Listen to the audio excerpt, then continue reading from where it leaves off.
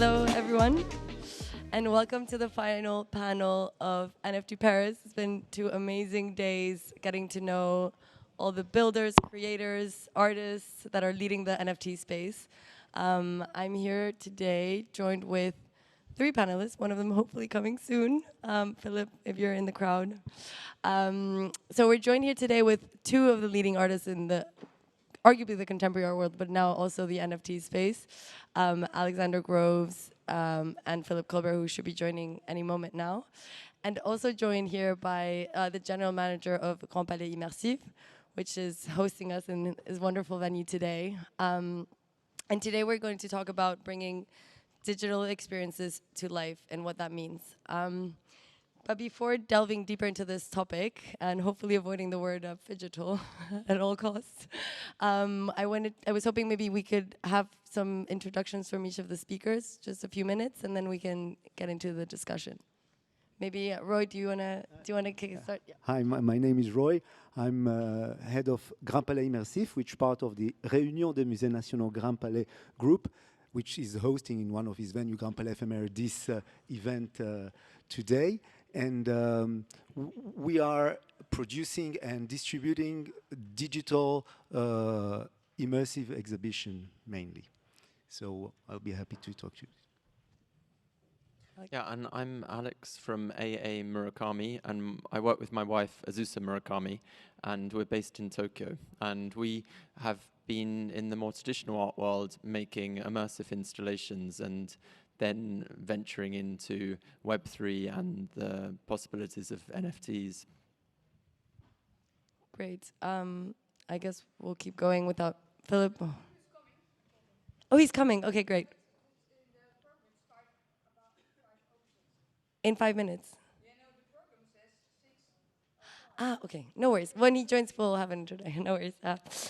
Okay, great. Well, maybe let's just get started just going more into what it means to bring the digital to life in each of your practices. So maybe, Roei, if you want to start, obviously for you, I guess it's about striking a balance between using digital and physical tools to maybe transport people to different locations, digital locations. Can you maybe expand on how you strike that balance between digital and physical tools?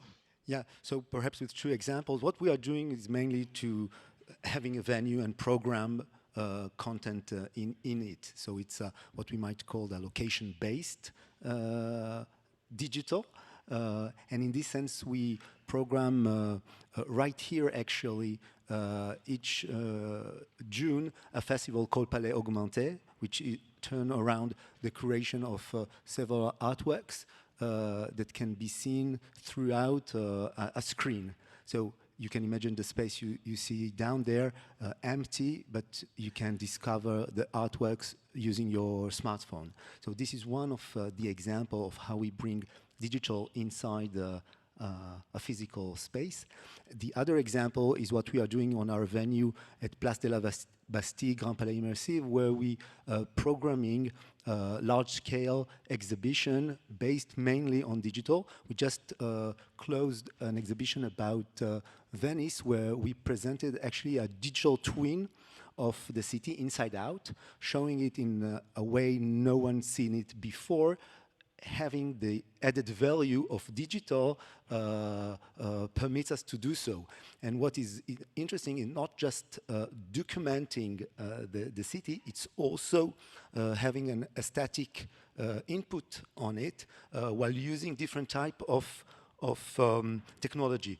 For example, a lot of photogrammetry point cloud, which creates a real specific aesthetics. And on the other hand, content coming from a video game about Venice,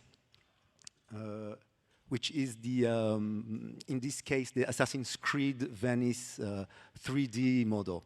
So this is what we are doing, and actually inviting public to And how does it work? Is it screen-based? Is it projections? How do you make it happen? The immersive show actually are built on a massive video mapping experience on a large scale, and people can experience it walking through the space, of course having some music around, but also having screens at hand, which permits to have what we might call a meaningful immersive, because this screen permits to have not just a sensation effect, but also to have a narration and knowledge share with the public. Amazing. Well, I invite everyone to go and visit your space. Philip, welcome. So, as you know, we're talking about bringing the digital to life, and obviously your practice, maybe you can give us a little introduction, is so multifaceted. And I was wondering how you make use of, or how do you use digital and physical tools, not only for artistic presentation, but also in the creation aspect of your work? How do you decide when, where to use technology and how? Well, I guess I was always just inspired by technology as a sort of a new medium for art, really, and especially as there's so much technical evolution with all the different products and things you can do with. So I guess for me, like, it actually came really because I was thinking on a painting level when I was looking at like the painting process, and I was thinking, well, actually, the idea of allowing the viewer to really step into the painting and experience it and walk around it was like a mind-blowing idea. In the same way that maybe like for Cubism, you know, looking at the still life subject and thinking, well, let's look at it from different angles. Let's give the viewer a more realistic impression of the subject by showing it from multiple angles at once. And it was like, well, actually, in a way, the digital realm is a way of giving the viewer like such an immersive, like intense experience. So for me, I guess that as a concept, it was the starting point probably, and even just image development, like the rendering of sketches in 3D modeling format and sort of production like development of an image, I find very interesting. So that was also developing in my practice. Almost it's as if you're using technology to allow people to approach the work from different angles or from different vantage points, from different experiences, different contexts. But do you always present work physically, or do you also work in the digital realm? How do you balance those? Yeah, to be honest, I've always been quite inspired by quite a holistic presentation of art. I mean, when I look back at artists that have inspired me, like Leger or Colbert, they have such a holistic energy to their spirit, and it's about like, in a way, taking art like from one dimension into another to another, so the energy, the spirit of the ideas feel free. Because I think for me it's that energy of that is inspiring. So I guess it's a bit like when you see a Picasso ceramic and you think amazing, just looking at it because it's just so taking a spirit and just completely reinventing a jug, and that's great. And so for me, I guess this idea of like, you know, surprising and feeling like a bit like freestyle jazz or something, you know, breaking away from traditional forms and structures or expectation, and like, so I guess I like to think of this is the very powerful thing about digital art for an artist, is it really allowing you to really push into other dimensions and present a holistic presentation of traditional medium alongside more experimental things. Yeah, like keeping your soul, let's say, in everything that you do. That's great.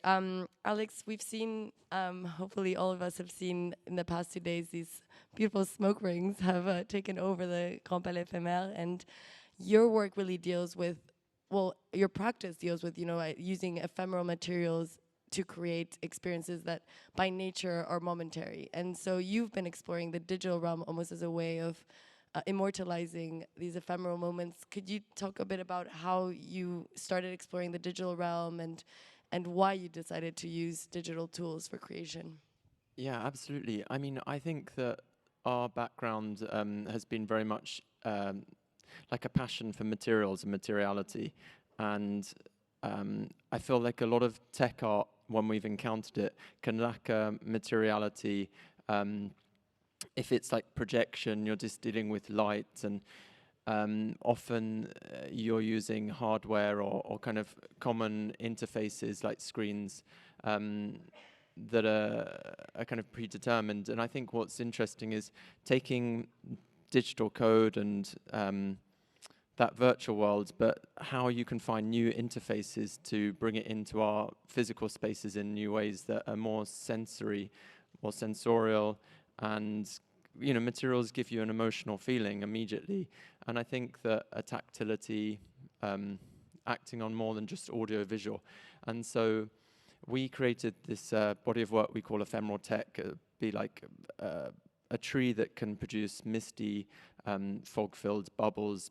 There's a lot of technology behind it, but the actual interface, where you meet the work, is with something much more ephemeral and fleeting, more like the experience of nature itself. And so I think that when you're witnessing something ephemeral, it can have quite an emotional response on you, because you're kind of aware of the fleeting nature of existence and the passing of time. So we're based in Japan, and the cherry blossom comes every year, and there's always this kind of melancholy, sweet sadness that comes with witnessing the blossom falling, because it's a beautiful thing, but at the same time you realize it's how many of these will you see in your life in this passing moment? And I think that's quite interesting to pair that with the digital. And in this particular piece, it's pairing the ephemeral moment of the fog ring with something that can then pass into this intangible, permanent kind of medium. Can you tell us a bit more about that actual work, the one that you're presenting here, NFT Paris? Because there is going to be an NFT component to the work. Why did you feel it was important to have that NFT component, and how did that come about? Yeah, I mean, I think that when you look at something like Henri Cartier-Bresson using a camera at the decisive moment, and he's captured like a ephemeral moment of light in film, and I don't really see NFTs as being that different in the sense of it being a technology where you can capture something and you can capture a fleeting moment, and instead of capturing light, as it were, you can capture code. And so when we set off a fog ring, it's a vortex, and it's a phenomenon of the laws of physics, and it's quite interesting, that moment where it passes over to code, and it goes into this generative thing, and it also has a physics within the code. So the fog ring kind of makes ripples on the water, and it changes the way the sea acts, and it's all live rendered. And I think that we're interested in exploring that. Amazing. So yeah, more broadly, I guess, well, let's move on to the buzzword of the conference, which is obviously the word NFTs. Of course, NFTs, there's so much potential in this technology, and I'm just, going into this idea of bringing the digital to life, we're always thinking about the human experience, right? And how we can make that human experience worth the while of, experiencing these digital exhibitions or artworks in the physical realm. So I'm wondering how you, in each of your practices, I guess this is an open question, how do you guys use NFT tools to enhance that experience? Is it to build community, be it to immortalize a moment, all these different things? Maybe actually, Philip, we can start with you. I was fascinated to hear about this robot and the idea of telepresence, and how collectors of your collection can go into your studio for a moment in time. Can you tell us a bit about that project? Yeah, so the project Lobster Bots, which is you're downstairs, it's got a sort of more 1.2 meter sort of telepresent robot Lobster. And the idea, I guess, came from after having launched the Lobstars, which is my larger PFP collection, which I find an amazing experience in and of itself. Just the idea of creating authenticity in such depth and allowing, a wider audience to buy authenticity in art, I find very exciting and very powerful, democratically speaking. But after that, I guess I was interested to try and explore more conceptual, metaphysical exploration within the medium, because I think what's incredible about this digital dimension is that freedom, and also the possibility within that medium to achieve things you can't otherwise maybe do. And so with that, then we launched this project, the Lobster Bots, in December, and it's 333 of these unique sort of animated PFPs. And they were the sort of the first point in the story, because getting one of those then allowed the viewer to book a slot to control this, telepresent robot, which is set up in the studio. I mean, it's taken a holiday to Paris for a couple of days, but it's going to be back at work. It's sort of almost complete. Like, I think we must have probably produced already in the studio like 200. And it's super surreal, because I'm there in the space, and the robot's set up with the production facility and everything, and people are logging in from all over the world. They remotely on the computer, they get a slot to log into the Uber Lobster Bot brain. So they're in this peculiar, spoof brain idea, and then there's an AI function which generates a mutant robot based on their prompt, and then along with the text title, which is also based on the prompt. So it's very much user engaged. So the idea of really getting the community and users to really become very much part of the work. Because I think that's what's amazing about community art also, is this interaction and things. And so then the work gets printed out and comes along, and then which is the bit I find the most cool, is that I'm obsessed with telepresence, just metaphysically speaking, because I don't know if any of you guys have tried like telepresent things, but it's basically you take control of a robot and you really believe in the way you're feeling that you are that robot. Now you may still know you're in another space, but you sort of, because you see and you control, you take a sense of being in that new, just like in the Matrix or in sort of sci-fi ideas. And so I love the idea of just basically creating in another new persona and allowing other people to take the body of the robot lobster and become the artist somehow. And so, yes, they then have the final action of the painting, or they select a color and splash it with a laser target on the work, and then it heads off on a conveyor belt. No, it's amazing. I mean, I love that project because not only does it, as a token holder or an NFT holder of your practice, you're not only a co-creator of a physical artwork, you're part of a community of like-minded people, and you also are able to teletransport yourself to your studio and meet the artist as he's working. So that's really fascinating. Roei, how are you using NFT technology to enhance the human experience? So the way we try to take the NFT opportunity is by both experimentation and relation. We try to, from a cultural institution point of view, make the NFT a way, a tool for to relate with the public.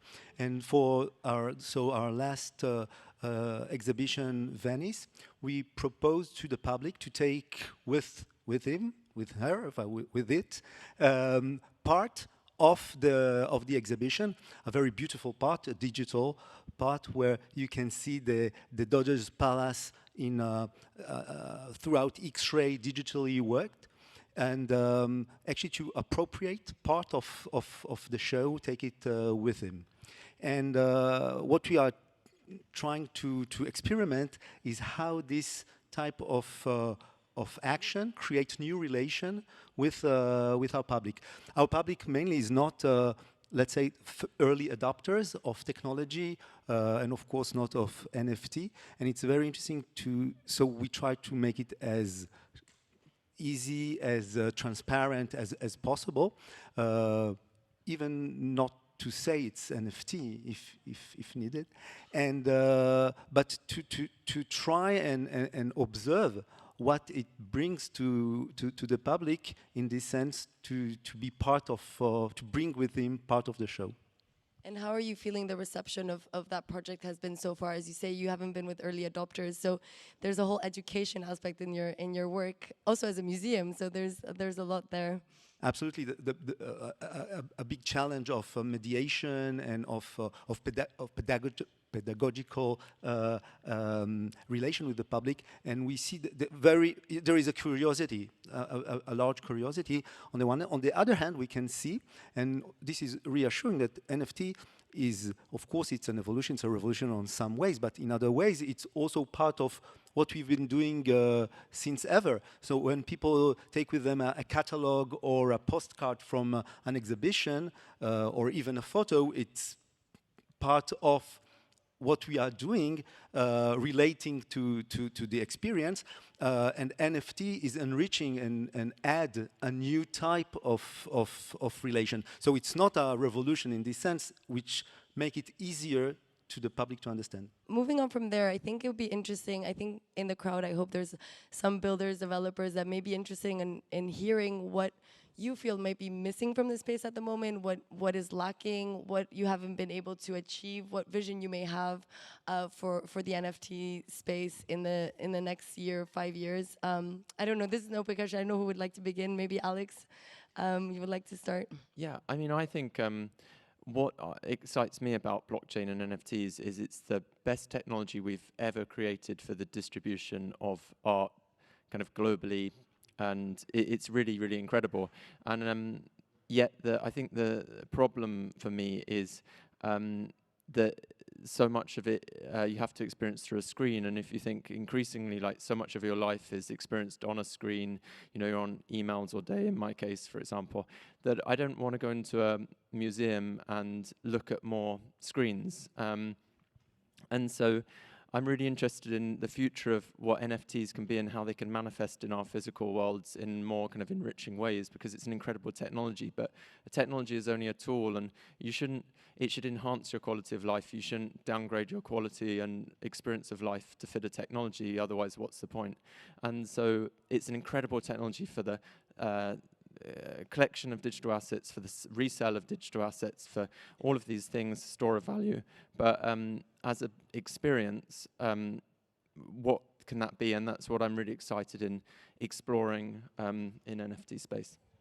Yeah, the idea of experience is crucial, and it's not only the experience of an artwork experience, but we're also thinking about the experience of using NFT technology.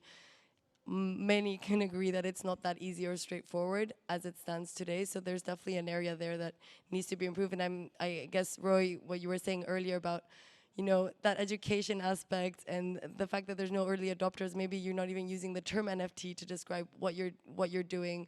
What do you hope to see evolve in the space? Again, from institution point of view, and what our main effort goes toward our public, different type of public. So what will be interesting that, and I'm sure it will come in a way that technology will be much more interoperable. You won't be able, not just you have your wallet, you do an NFT, you cannot move it from there to there. So there will be an end that it connect with already existing tools that we have in order of our, as I said earlier on, our relation with the public. So we have, of course, different types of relation already. And what I would like to see, how NFT come within this range of other tools that we have already and permits to add value to it. So we can see the potential. It needs yet to be more interoperable, more connected to other tools we have already. Yeah, I think it's this idea of what we always say, you know, before going to Web3, let's try Web 2.5 and try to make that happen, and then slowly, gradually get people more and more onboarded. And I think that's the key to getting mass adoption of this new technology. Philip, what would you do? Would you like to get anything about that, what's lacking for now, and what you hope to see being built, maybe that will help you with your practice and your experiences? I guess, yeah, from my point of view, I guess I'm just thinking about what more I can do, you know, utilizing all these amazing new elements of, I mean, obviously artificial intelligence is a crazy new thing that's on the table now for artists, which is radically, changing the way one can make things, and so that's crazy interesting, and I think affecting a lot of artists' work at the moment, including myself. And then I think that's definitely playing into what I'm working in the digital space. I think also this, this relationship between, as I mentioned, telepresence, I find very interesting, and I think, so I guess I'm personally thinking a hybrid of things. Like I think, truthfully, to make new language for art, like it's about exploring and also avoiding comfort zones in a way. Like when digital art becomes too easy and just, images, exchanging online without a particular beauty to them beyond that, like a reason for living beyond that, then I think it's a bit limited. Whereas I think if there's a more metaphysical exploration going on, and I mean, a bit like the amazing work I just saw with the incredible smoke rings going on, I thought it was amazing. They were completely interplaying dimensions, and I think for me, this idea of, from an artist's point of view, just trying to be as explorative as possible and take as many bold, weird combinations of ideas and put them together. Like I'm very interested in metaverse, but I'm also very interested in real world metaverse. So like trying to create mirrors between things and blur, and trying to create this idea of new language, really. Yeah, I think we can from what I've understood, I guess we're all trying to move away from the idea of using a screen as a means of, consuming digital art exhibitions or experiences, and the screen is, it's our friend and our foe because we really we rely on screens at Zaytan today, but I think we're all here to explore what can happen after the screen and beyond the screen, and having what the metaverse can mean both in the physical and digital realms. We have little less than 5 minutes left. I wonder if there's any questions from the audience. Yes, I'm not sure if there's microphone. Ooh, Alex. Yeah, I think that's a really fantastic question, actually, because why do we use screens? It's because there's a universal compatibility that we can visualize. We can all visualize something because we've all got access to smartphones or screens or whatever, and that's something that I'm really interested in exploring. So we make a lot of hardware ourselves. So we make the devices that make mist-filled bubbles or mist-filled fog rings, and the major problem there is that that's very unique. Hardware that we can't expect people to have. Maybe we could supply that to people, and the NFT can give them the code to release a fog ring, but it's going to be it's not going to be very accessible. And so I think that is the key question that actually we're exploring, and I don't have the answers yet. I just have the question, and I think that when we've launched our NFT on Art Blocks, we were interested in the fact that it was code on chain, not necessarily a JPEG or an MP4 on chain, and the way that code is expressed is down to the hardware that you have to manifest it. So yeah, I think that's a good point. I think what I was alluding when I said friend and foe screens, I think there's an element where there's definitely, when you're in the moment physically, like we're here in NFT Paris, and perhaps we're more excited about things that are not screen-based because we can physically experience them. But of course, someone from on the other side of the world, the only way that they can access what's happening at NFT Paris today is through a screen. So there's definitely a huge value in having screens in terms of globalization, democratization, etc. But I think the problematic is how can we move beyond? Is it through AR tooling? Is it through AI, as you were saying, alluding to earlier? I mean, there's so many different developments. So yeah, and Eric Calderon from Art Blocks, when he spoke on the first day, he was talking about he could code when the lights go sparkly on the Eiffel Tower. He could, code that to be a different pattern, and if that was an NFT that you could buy, it would flash up with your NFT, and I think that's a great example, really. Yeah, changing the canvas to the Eiffel Tower. That's ambitious.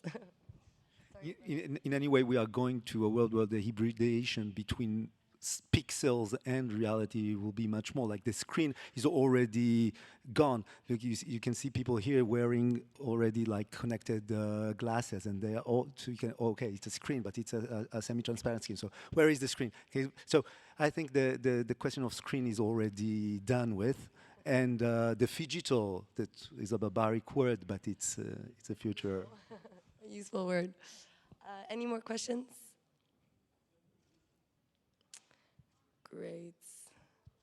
Well, I guess we can, I don't know if anyone has any final remarks, otherwise we can wrap up for today. And yeah, well, it's been an amazing conference, so congratulations to the NFT Paris guys.